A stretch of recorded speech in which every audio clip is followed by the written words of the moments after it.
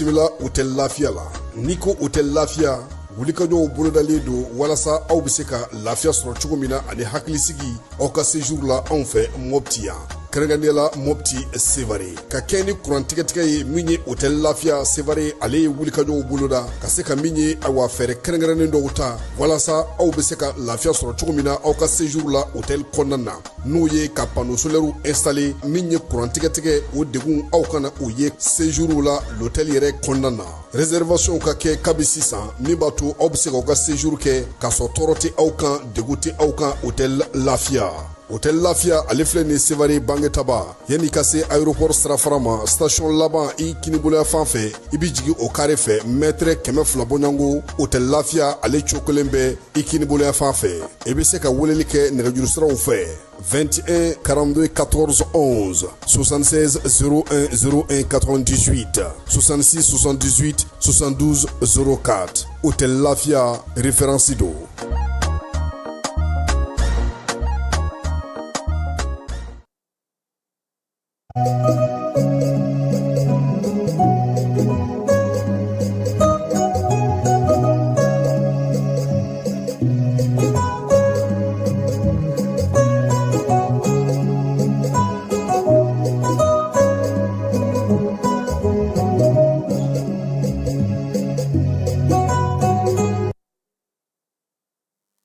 Kasangani bi juma février kalo kile wɔɔrɔ san 2026 k'aw fo ka koɲuman dɔn ni waati na aw minnu sɔgɔn bɛ an ka kunnafoni siraw bɛɛ lajɛlen na aw bisimila ka wula in na bamanankan kibaruya kɔnɔna la kɛnɛ min kan n'an bɛna walawalali caman kɛ aw ye Mali ani diɲɛ fan bɛɛ lajɛlen kan an ka wula in na kibaruya bakula dɔ bɛna tali kɛ an ka trésor kɔnɔna la maliyɛnw ani fo ka taa se foroba cakɛdaw ni kɛnyɛrɛye olu kan ka nafolo mun bɔ ni o ye déficit ye o baaraw nun donna kunungo trésor o maaw fɛ Ciyako bunakun kan IEMOA maaw olu ye sefa wari miliyɔn 100 di an ka jamana ma yaasa cikɛko ka se ka yiriwa hakaja ka tɔnw kɛlɛ minnu bɛ tiɲɛni kɛ kosɛbɛ cikɛ fɛnw na kɛnɛyako sira fɛ Gavi ale fana ye mobili 39 k'o ta k'o di kɛnɛya minisirimuso ma o mina kɛ sababu ye ka se ka bolocili ka o bonya kosɛbɛ an ka jamana fan bɛɛ lajɛlen sɛbɛnnikɔrɔkaw ka komisariya y'u tɛgɛ da sɛgɛnnamaa dɔw kan minnu tun ye moto zone ani suyɛnni caman ka ɲɛsin bamakɔkaw ma tomiyakaw fɛ yen nɔ ko tajiko gɛlɛyalen dɔ in kosɛbɛ bajangara donsow binganni kɛra olu kan katiba maaw fɛ ni o ye bamaciya wale tigilama mun kɛn bɛ ka alisilamɛya birifini biri u yɛrɛ kan kɔkankɛbaw bɛna taa ni an ye nigɛrikaw bara ameriki lasigiden ale ye nigɛri binganni wari mun kɛra aéroport la ka o kɔntigɛ sugu bɛɛ lajɛlen na ni ka ameriki ka kɔkɔrɔmadɔnni ta ka ɲɛsin nigɛri jamana ma kumaɲɔgɔnw bɛ ka kɛ Iran ani Ameriki jamana ni ɲɔgɔn cɛ yaasa mugu ni kisɛw ka se ka jɔ basigi ka se ka na jamana fila ninnu ni ɲɔgɔn cɛ ninnu de an ka wula in na kibaruya kumabaw ye an bɛna kunnafoni wɛrɛ fara minnu kan sɔɔni ka walawalali bonya aw ye a kan a y'aw sɔgɔ ko ɲuman jan ni kunnafoni sira bɛɛ lajɛlen na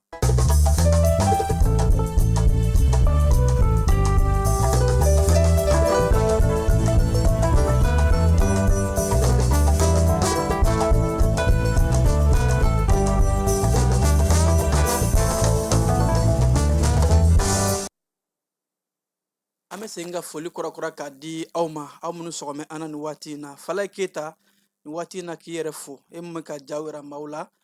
an ka trésor public kɔnɔna la ni jamana nafolo bɔra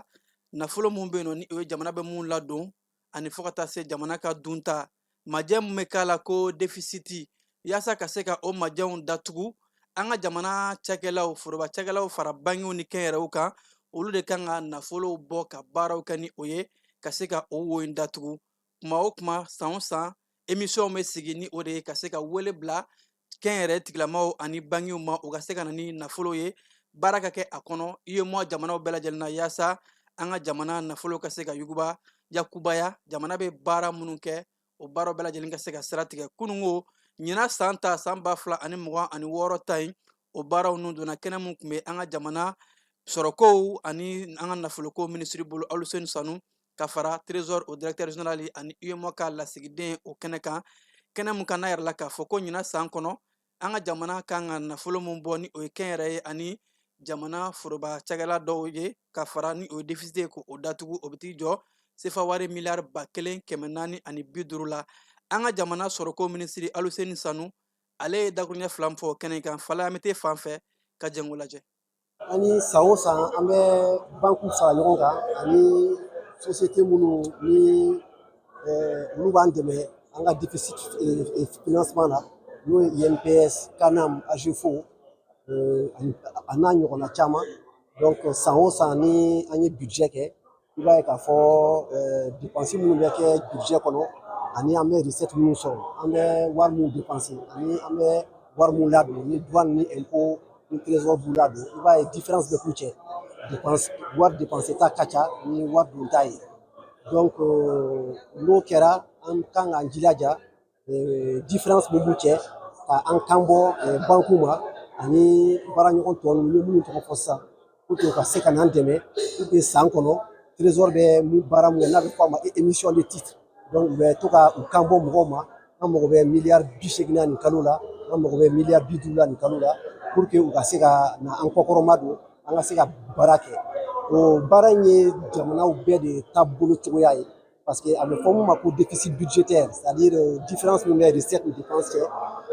Mali y'a yira k'a fɔ nin san 5 in kɔnɔ dɛmɛ fɛn fɛn tun bɛ bɔ kɔfɛ ka na dɛmɛ in si ma na mais o m'a to ko san o san an bɛ ka dɔ bɔ a la ka taa fɛ ni miiri an ka déficit tun bɛ 100 5 de la 5 ni kɔ la bi bi in na 2025 la san 2025 mun tɛmɛna an ka o déficit na an y'a lajigin fo k'a kɛ 100 ani tama 5 ɲɔgɔn ye o b'a yira k'a fɔ non seulement ministère des finances ni jamana dirigeants an bɛ ka baara kɛ pour que an ka finance a ka se ka équilibrer ka ɲɛ a ka se ka taa ɲɛ parce que n'i y'a jateminɛ an ka taux de croissance n'o ye jamana ka taa ɲɛ ye ani inflation ani critère o critère bɛ n'o b'a yira k'a fɔ baara taabolo ka ɲi an y'a ye k'a fɔ o critère bɛɛ tacogo ka ɲi depuis 2020 fo bi donc halisa an mago bɛ ninnu ka dɛmɛ na donc a ka kan san o san an n'an ka a baara daminɛ an k'u fara ɲɔgɔn kan an baara ɲɔgɔn dɔ bɛ n'o ye UMOA titre ye parce que farafinna tile bi yan fan fɛ an bɛɛ bɛ CFA wari o tɔn de la o tɔn jamana 8 min b'a kɔnɔ u b'u bolo fara ɲɔgɔn kan ka yɔrɔ dɔ sigi k'a fɔ a ma agence UMOA titre o agence in de bɛ baara in labɛn dɔgɔkun o dɔgɔkun kalo o kalo pour que ni jamana minnu b'a fɛ ka émission kɛ u ka se k'a kɛ donc an ye ci bila o fana directeur ma muso don a nana a yɛrɛ y'a kumakan mɛn an balimamuso kumana ka ɲa a y'a yira k'a fɔ Mali bɛ engagement fɛn fɛn ta kabini 2020 fo bi an ma deli ka engagement kelen ta an ma mun bɔ a sira fɛ an ye juru fɛn fɛn ta a sara don an b'a sara a sara cogo la komi a kan ka kɛ cogo min na donc o ye fɛnw ye minnu b'a yira k'a fɔ ale kɔni bɛ a ɲini banku fɛ a b'a ɲini INPS ni AGEFO ni o baara ɲɔgɔnna ɲɔgɔn fɛ u ka an kɔkɔrɔma don pour que an bɛ ka politique min bila sen kan n'o ye Mali kura ɲɛtasira ka bɛn san 2023 ma an b'a fɛ k'o bilali mun kɛ sen kan population an ka jamanadenw bɛ se ka lafiya cogo min na u bɛ kɛnɛya sɔrɔ cogo min na u bɛ kalan sɔrɔ cogo min na u bɛ se ka sécurité sɔrɔ u sigida la cogo min na o bilali sen kan an mago bɛna s'u ma u ka se k'u kan bɔ banku fana ka présidente ye kuma ta a yɛrɛ y'a mɛn a y'a fɔ ko vraiment olu engagélen don kabini a daminɛ u bɛ an kɔ cogo min na u b'an kɔ cogo kelen na bi donc an nisɔndiyalen kɔni don réunion kɛra ka ɲa an hakili b'a la k'a fɔ an mago bɛ miliyari 1 ani 450 la an tɛ dɛsɛ ka sɔrɔ bolo. An bɛ taa cikɛko sira fɛ an ka jamana cikɛlaw ka minisiri ale ye dɛmɛba sɔrɔ ka bɔ UEMOA kulu yɔrɔ dɛmɛ mun ni a dagosi taara i jɔ sefa wari miliyɔn 100 hakɛ la yaasa ko ka se ka cikɛko ka a yiriwa tɔn ni tiɲɛnifɛn wɛrɛ minnu bɛ cikɛlaw ka sumanw tiɲɛ ka se ka o tɔn kɛlɛ ani tiɲɛnifɛn wɛrɛw fɛnɲɛnamani wɛrɛw ka se ka ninnu bɛɛ lajɛlen kɛlɛ yaasa cikɛlaw bɛ se k'u ka ci ka a nafa bɔ cogo min na o kɛnɛ mun kan ni UEMOA a ɲɛmaa mun bɛ an ka jamana kɔnɔ ko commission o tun bɛ a kɛnɛ kan fo ka taa se wari bon mun bɛ yen nɔ ni o bɛ ɲɛta kunjɛlajan ko fɔ farafinna tile bɛ yan fan fɛ bawadi ani fo ka taa se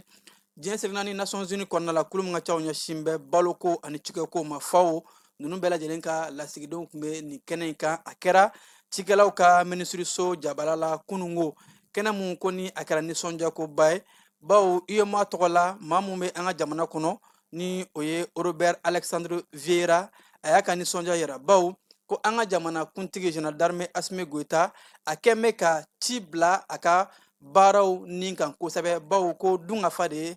fɛn bɛɛ lajɛlen ye jamana kuntigi kɛn bɛ ka o mun don ba la ko o de la ka kan UEMOA ka dɛmɛ ta ka don Mali ye ni baara ninnu na yaasa ci bɛ se ka yakubaya hakaja dunga fa ka o sabati ko ni musaka mun dilen filɛ nin ye ni o ye sefa wari miliyɔn 100 ye a minɛnen an ka jamana cikɛlaw ka minisiri bolo ni o ye Simon Kelema a y'a ka nisɔndiya yira baw ko nin bɛna to an ka se ka cɛnnifɛn minnu bɛ don sumanw na ka cikɛlaw ka ci jaabiw tiɲɛ u bolo tɔn ni a ɲɔngo fo ka taa se bagaw ani fɛn caman ma ka bagaw san ka se ka o fɛn ninnu kɛlɛ ani fo ka taa se samiya kɔnɔ gɛlɛya tɔ minnu bɛ cikɛlaw sɔrɔ ko nafolo in a bɛna don o de da fɛ a bɛna kɛ sababu ye cikɛlaw bɛ baaraba mun kɛ san kɔnɔ san labanw u ka se ka o tɛgɛ nɛmu ka jaabi ɲumanw sɔrɔ kɛnɛyako sira fɛ kulo mun bɛ yen nɔ n'u b'a wele ko Alliance Gavi olu ye an ka jamana kɔkɔrɔma don kosɛbɛ yaasa kɛnɛya o mun ti taa boloci kɔ ko ka se ka boloci ka a bonya kosɛbɛ an ka jamana fan bɛɛ lajɛlen na o de la Gavi ye bolimafɛn 39 ni o ye mobili 4x4 ye ka o ta k'o di an ka jamana kɛnɛyako minisiri muso ma ni o ye médecin colonel major Assa Bajalo Touré kunungo baara in a dili kɛra ka sanga ni alamisa février kalo tile 5 ye kɛnɛ mun kan ni an ka jamana kɛnɛyako minisiri muso a y'a ka nisɔndiya yira baw ko bolocili bɛ kɛ sababu ye ka se ka dentanninw bangeyɔrɔ la saya mun bɛ kɛ denyɛrɛninw na ka camanba ta ka bɔ o la ani bana caman minnu bɛ na kuma o kuma n'u b'u wele ko epidemi ni a ɲɔngo bana juguman fɛn fɛn bɛ yen nɔ bamananw ko bana kunbɛn o ka fisa ni bana furakɛ ye boloci de bɛ kɛ sababu ye ka se ka nin bana ninnu bɛɛ lajɛlen kunbɛn ko Gavi filɛ ka nin dɛmɛ mun ta ni k'a di an ka jamana ma ni o ye mobili ninnu ye n'a dagosi taara i jɔ sefa wari miliyɔn 689 na a bɛna kɛ sababu ye minisiriso bɛ ka baaraba minnu kɛ kɛnɛya sinsinli kama ka u dɛmɛ kosɛbɛ u ka o baaraw la an ka jamana fan bɛɛ lajɛlen kɔnɔ boloci ninnu bɛ se ka kɛ ka banaw kunbɛn hakaja ka ɲɛsin denburuburuninw ma ani musow olu mun ka kɛnɛyako ni a kan ka ta bala kosɛbɛ ko nin hakilina ye Gavi ani fo ka taa se UNICEF olu bɛɛ lajɛlen ka bolojigɔmaw olu mun ye an ka jamana kɛnɛya partenaire baw ye n'u bɛ kɛnɛyako dɛmɛ kosɛbɛ u bɛɛ lajɛlen ye u fanga fara ɲɔgɔn kan ka yira k'a fɔ kɛnɛya maa kelen ka ko tɛ n'an bɛɛ lajɛlen ye an ka kɛta kɛ o bɛ kɛ sababu ye kɛnɛya bɛ se ka sinsin ka an ka ɲɛnɛmaya o ja fala ye komisɛriya mun bɛ Sɛbɛnnikɔrɔkaw bara olu ye wulikajɔba dɔ kɛ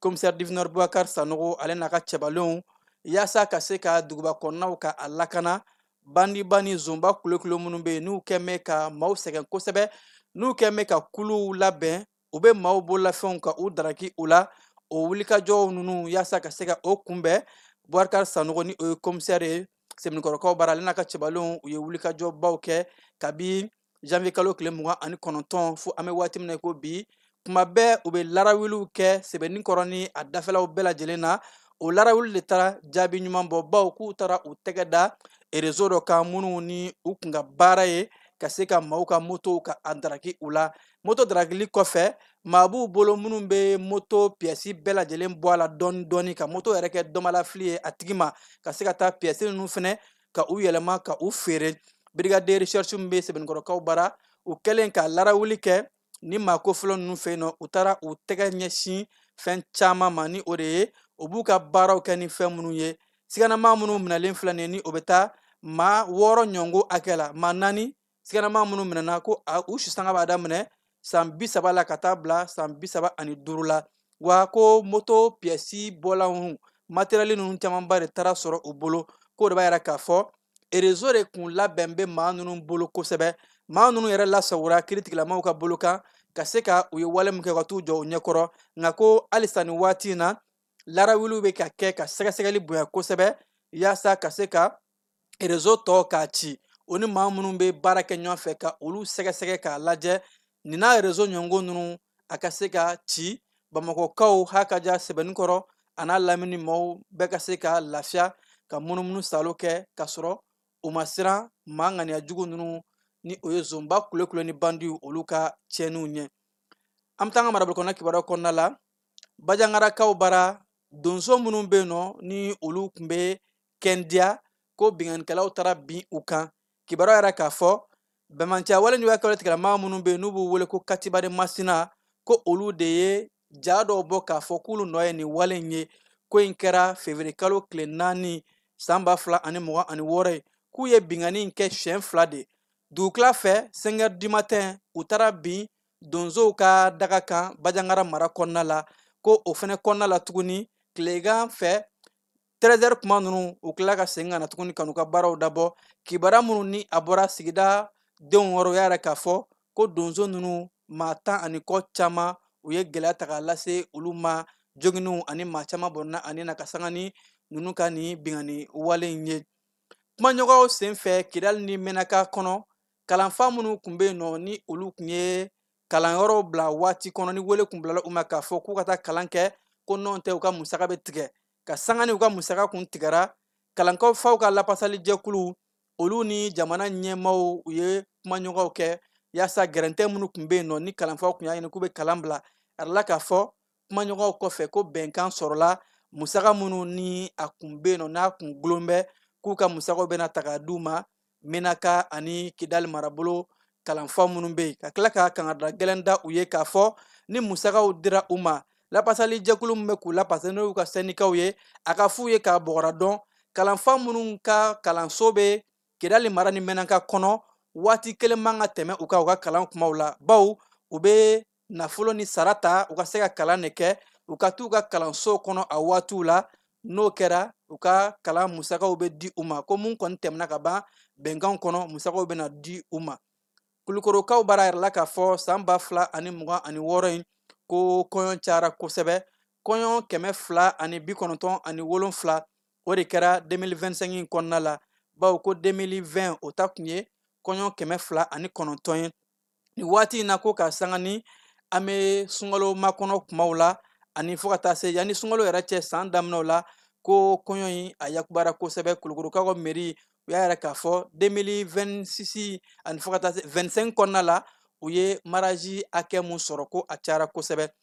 Tomiyakaw fɛ yen nɔ a yirala k'a fɔ ko taji sɔngɔ gɛlɛyalen don yen, bawo ko nin waati in na taji sɔngɔ ko a bɛ ka taa 400 ka taa yɛrɛ sɔrɔ fo 600 la litiri kelen, ko gasoil bɛ ka bɔ 300 ka taa yɛrɛ sɔrɔ 400 na a litiri, ko a bɛ waati jan bɔ kabi kalo 3 ɲɔgɔnko. Tomiyakaw taji ko gɛlɛyalen don yen, taji tɛ ka don yen, o de la sigida denw kɛn bɛ ka damakasi ani kulekan bɔ k'a yira k'a fɔ u b'a laɲini taji ka se ka don u bara ka taji ko ka o nɔgɔya.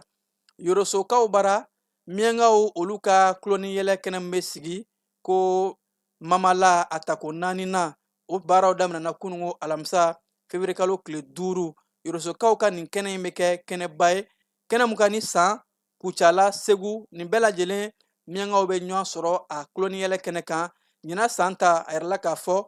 maa 1200 olu de ye ɲɔgɔn sɔrɔ nin kulo in kan, kɛnɛ mun n'a bɛ kɛ kunnafoni ni hakili falenfalenw ani kalanbulonw fo ka taa se seko ni dɔnko ka olu ka u yakuba kosɛbɛ. O de fana b'a to an bɛ don seko ni dɔnko kɔnɔna la. An ka jamanakuntigi Général d'armée Asimi Goïta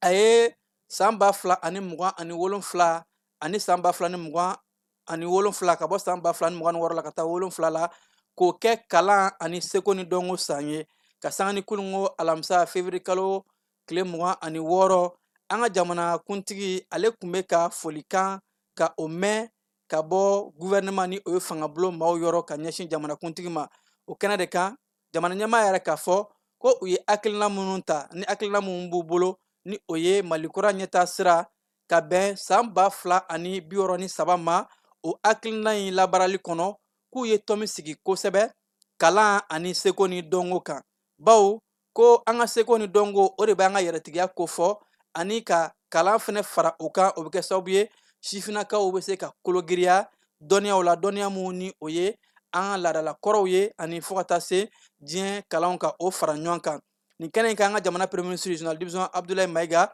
ale ye a da don gouvernement ye baara minnu kɛ san 2025 kɔnɔ, ko n'o baara dɔ bɛ tali kɛ bɛn ni keleya ni basigi sinsinni. Abdoulaye Maiga ka kɔrɔfɔw la ko gouvernement kabi ale sigira premier ministre la novembre kalo tile 21 san 2024 u ye baaraba mun dɔ kɛ, o dɔ ye ka an ka lakanako ka a kologiriya ani ka an ka cakɛdaw ka u bila diɲɛ lahala kuraw kɔnɔ ni o ye modernisation ye, k'o kɛra sababu ye ni jaabiw bɛ ka bɔ, ko an ka jamana kɔnɔ bi yɔrɔ minnu kun ka gɛlɛn kosɛbɛ jamana ka cakɛdaw ni o ye administration ye olu bɛɛ lajɛlen bɛ yen wa ko wulikajɔw bɛ ka kɛ yaasa ka an ka dugukolo fan bɛɛ lajɛlen kɛ an ta ye wulikajɔ mun ni a bɛ ka kɛ cikɛko yaasa an ka ci ka se ka kɛ ka an balo ani baara ni baara kalanw ka se ka o bɛɛ bila ba la an ka jamana kɔnɔ tajiko ni kuranko ko wulikajɔw bɛ ka kɛ o kama yaasa malidenw bɛ se ka kuran ni taji sɔrɔ waati bɛɛ lajɛlen na ko yuruguyuru dunkojuguya kɛlɛli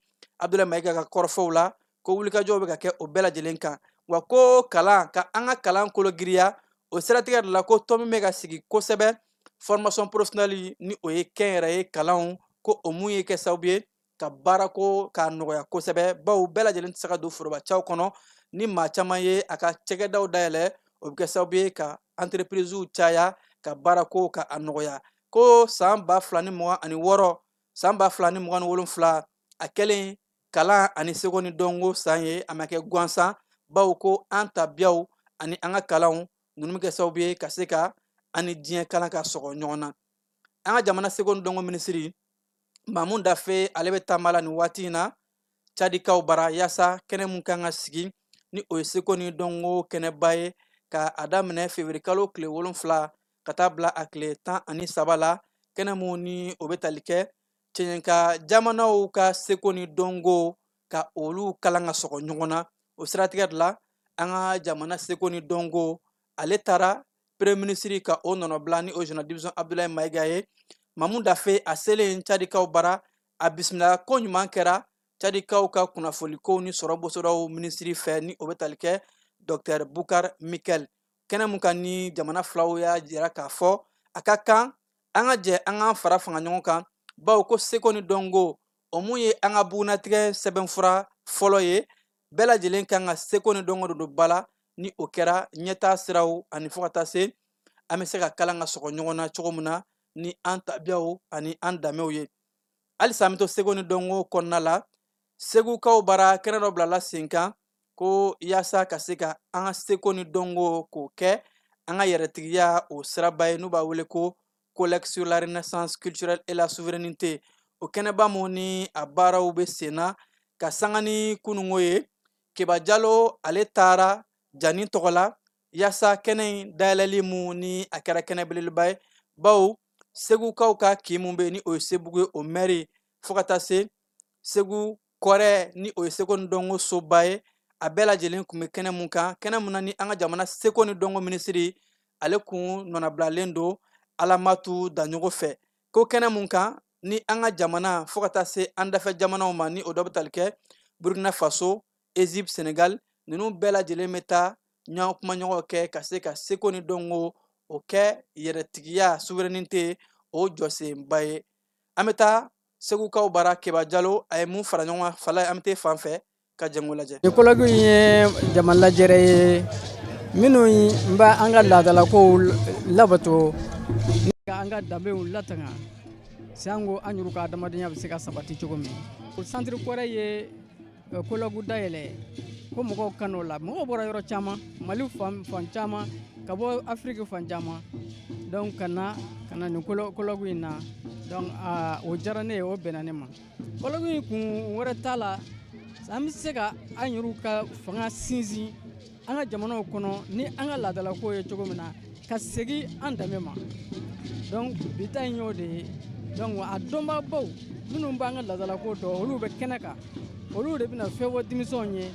an yɛrɛw bɛ se ka an ka kɔfɛla dɔn cogo min na an bɔra yɔrɔ min an bɛ taa yɔrɔ min donc i bɔra yɔrɔ min n'i m'o dɔn vraiment i bɛ taa yɔrɔ min i t'o dɔn ko wɛrɛw caman donna an ka laadaw senkɔrɔ ka don an ka danbew la donc fo an ka olu ta ka bɔ an ka danbew la an ka danbew gɛrɛngɛrɛ ye min ye an bɛ se ka taa ɲɛ cogo min na an yɛrɛw ka laadaw kan ni k'o baaraw kɛ. A daminɛ ni sisan cɛ n y'a jateminɛ k'a fɔ ko a taabolo ka ɲi déjà o bɛ ka kuma an ka culture kan déjà ne yɛrɛ ye culture passionné dɔ ye donc je peux dire que a taabolo ka ɲi quoi o ka se ka an ka Mali culture bila en valeur welewelekan min bɛ ne bolo ka lase n tɔɲɔgɔnninw ma surtout sifinnakaw u ka culture don ba la u k'an ka finiw don u k'a mɛn en valeur quoi. An ye nin colloque in boloda n'o ye ɲɔgɔn ye kɛrɛnkɛrɛnnen ye seko ani dɔnko tigilamɔgɔw fɛ Mali seko ni dɔnko tigilamɔgɔw farafinna fan bɛɛ ani diɲɛma olu ye ɲɔgɔn sɔrɔ yan bi dɔw fana bɛ en ligne donc an b'a fɔ tubabukan na format hybride. Format hybride ye mun ye dɔw bɛ salle kɔnɔ dɔw fana bɛ bɔlɔlɔsiraw kan, donc ɲɔgɔnye in bɛ kɛ o hukumu kɔnɔ.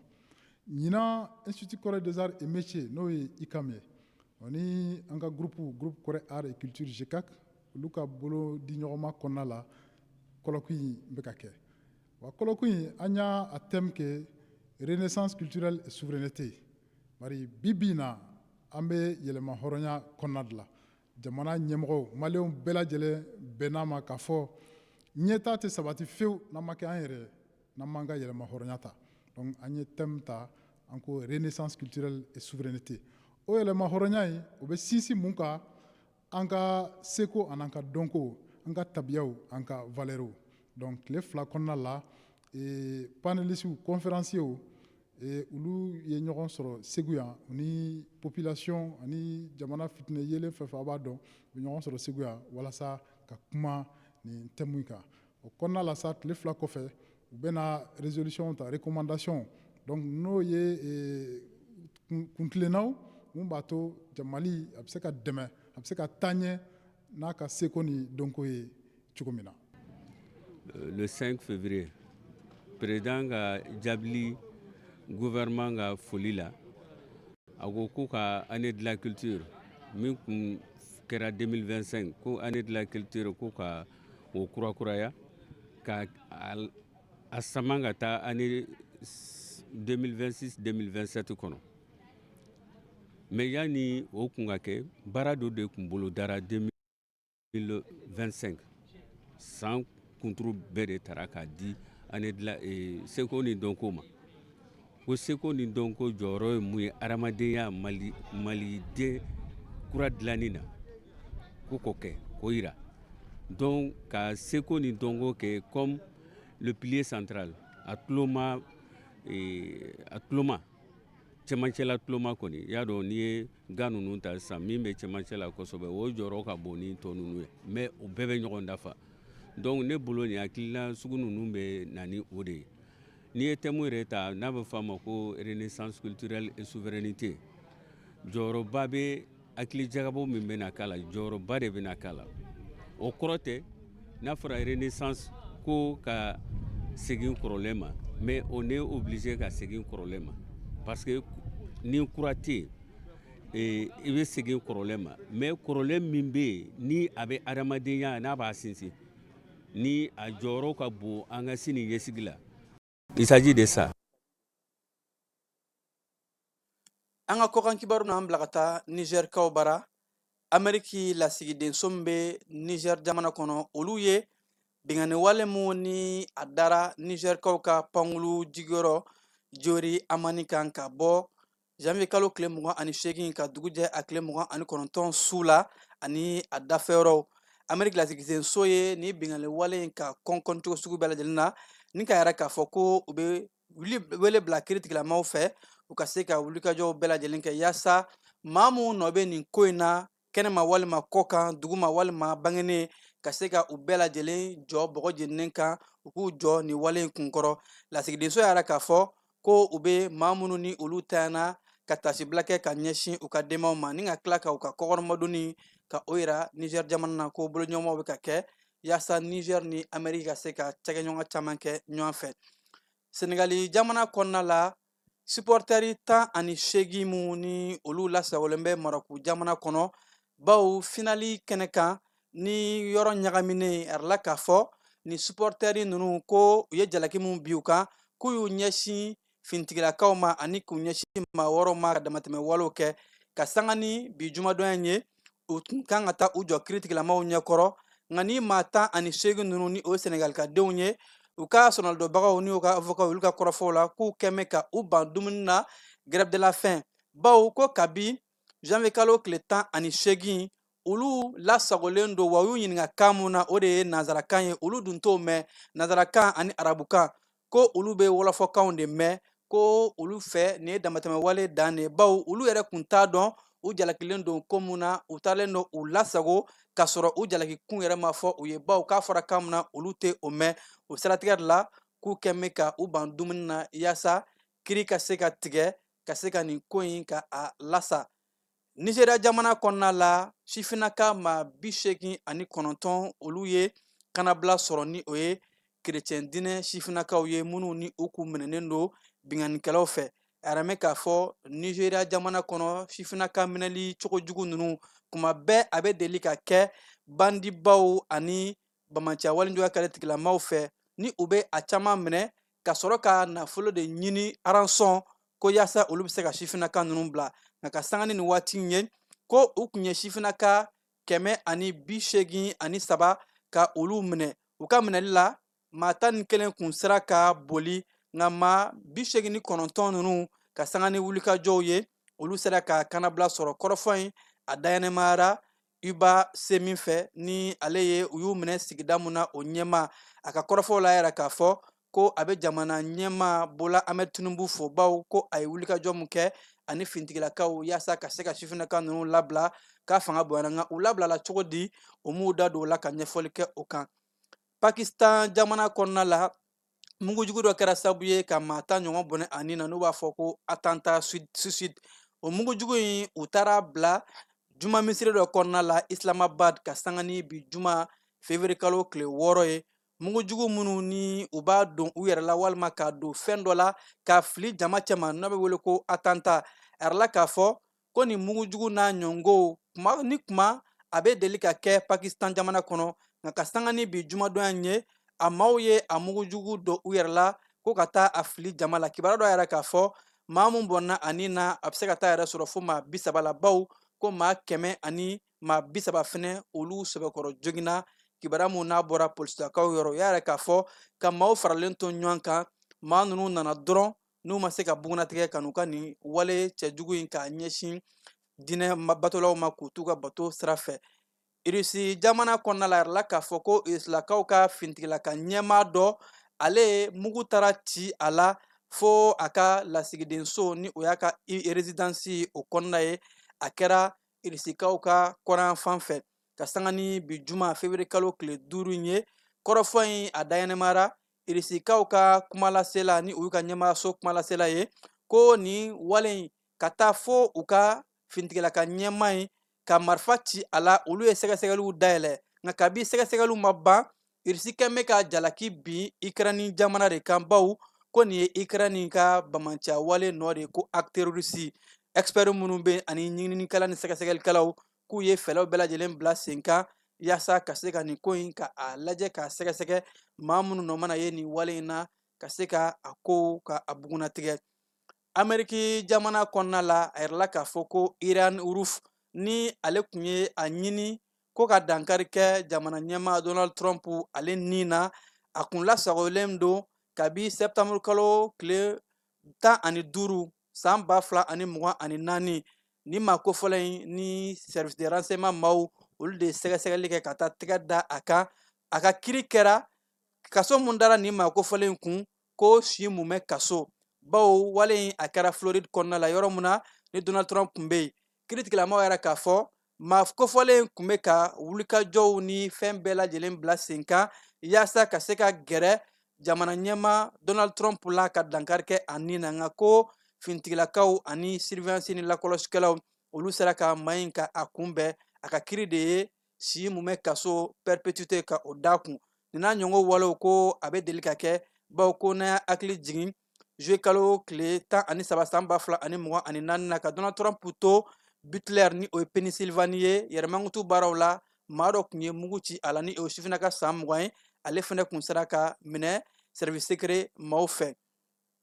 Amɛriki jamana ni Iran u ye kumaɲɔgɔnyaw ka olu dabɔ ka sanga ni bi jumadon in ye. Kumaɲɔgɔnw bilala sen kan nka bɛɛ lajɛlen bɛ k'a yira k'a fɔ anw bɛ kumaɲɔgɔn fɛ nka a ka kɛ bonya ani karama kɔnɔna la bawo sɔgɔmada in na baaraw daminɛna Oman jamana kɔnɔna la yaasa jamana filaw ka se ka kumaɲɔgɔnw kɛ mugu ni kisɛ olu ka jɔ bawo bagabagali mun tun bɛ ka kɛ jamana ninnu ɲɔgɔn cɛ bɛɛ kɛn bɛ k'a yira k'a fɔ ni mugutiliw daminɛna a dagosi bɛ bonya kosɛbɛ a jolibɔn maa ti dan dɔn a la ko yaasa ka se ka jelibɔn in lasa diɲɛ jamanaba caman olu kun kɛn bɛ ka u da don nin ko in na ko ka kumaɲɔgɔnw boloda. Nka sɔgɔmada in na kumaɲɔgɔnw kɔni sera ka daminɛ nka lasigiden minnu bɛ yen jamana fila bɛɛ lajɛlen tɔgɔ la u bɛɛ kɛn bɛ k'a yira k'a fɔ kuma ɲɔgɔn a ka kɛ jɛlenya kɔnɔna la ni mun fɔra bɛɛ lajɛlen ka sɔn o ma n'o tɛ ni fan dɔ ye bɛnkanw sɔsɔ bɛɛ kɛmɛ ka yɛrɛ k'a fɔ ko olu labɛn bɛ kɛlɛ kama ni ne bɛ dan siri an ka wulada in na bamanankan kibaru la mun sera ka fara ɲɔgɔn kan nin kuma in na k'a lase aw ma an b'a fɔ ka koɲuman dɔn aw minnu kun sɔgɔn bɛ ja ni kunnafoni sira bɛɛ lajɛlen na a y'aw sɔgɔlen to jani na kibaru to sen na nɛgɛ kaɲɛ 21 ani Kasim Tarawele ɲɔgɔn sɔrɔ kibaru wɛrɛw kɛnɛ kan yan'o cɛ ne b'a fɔ ye ko k'an bɛn kibaru lasera aw ma balimakɛ Vamara Berete fɛ nɛgɛ karafew ani ka ja yira aw la o tun bɛ Falɛ Keyita bolo a k'an bɛn. Ni bɛ wari ci i bɛ wari ci nɔgɔya la ni bɛ wari ta i bɛ wari ta nɔgɔya la. Sama mɔnɛ bi maliyɛnw jɔrɔna ko n'u hamina ko dɔn o de la sama mɔnɛ ma fɛn fara a ka wari cili musakaw kan wa a ka nɔgɔn ni Mali wari ci siraw bɛɛ ye a ma da aw ma dɛ sama mɔnɛ bi dɔ fara aw de kunna wari kan ni wari bonisi ye awɔ ni wari bonisi ye kɔni aw ka sanni kɛ ni sama mɔnɛ application ye aw bɛ wari sɔrɔ aw ka compte bonisi la k'a daminɛ crédit la abonnement télé fo ka taa se courant ni ji sarali ma aw bɛ bonisi sɔrɔ nin bɛɛ la n'a ka bonisi buguna dɔrɔn aw bɛ se k'a yɛlɛma aw ka sama mɔnɛ compte la ka sanni wɛrɛ kɛ n'a ye walima ka taa wari jɛbɔ an ka lasigiden dɔ fɛ yen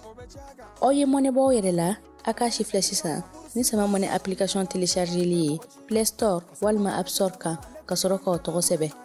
ni sama mɔnɛ ye aw de kunna wari bɛ augmenter sama mɔnɛ i yɛrɛ ta awɔ i yɛrɛ ta ni i yɛrɛ ta ye